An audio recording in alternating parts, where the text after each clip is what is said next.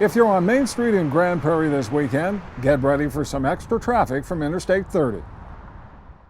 I-30 is being closed between Collins Street and State Highway 161 in Arlington from Friday night until Monday morning. A detour will divert traffic onto Division Street in Arlington and Main Street in Grand Prairie. The highway is being closed to demolish a bridge as part of the massive upgrade to the 30-360 interchange.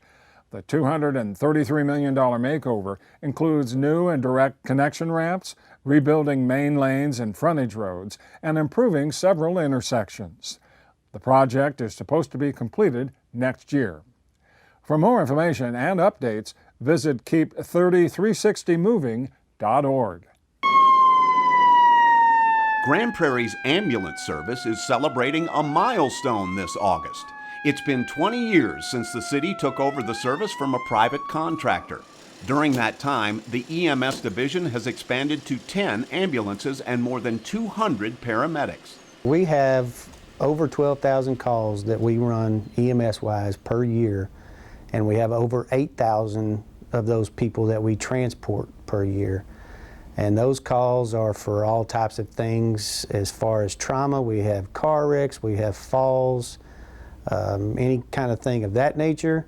And then for medical calls, we have people from as far as they just don't feel well, to heart attacks, strokes, CPRs, and now we've obviously been running a whole lot of COVID-19 calls.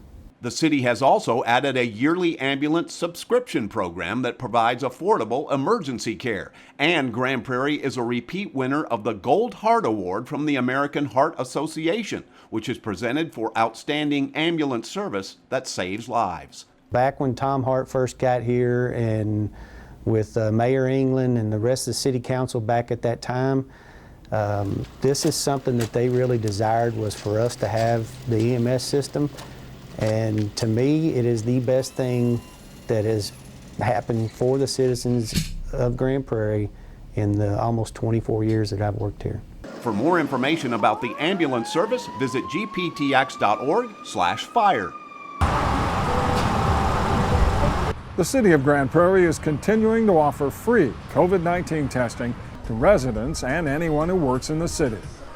The drive-through site, located at the Veterans Park Event Center, is open Tuesday, Wednesday, and Thursday from 8 a.m. until 5 p.m. through August 20th. To get the free test, you must make an appointment by phone or text at 1-888-766-6653. Officials say the site has tested nearly 8,000 people since it opened in May. We've just completed our 11th week, and for most of these weeks we've reached capacity, our maximum number of 900 tests per week. We just haven't seen a drop-off of demand for testing.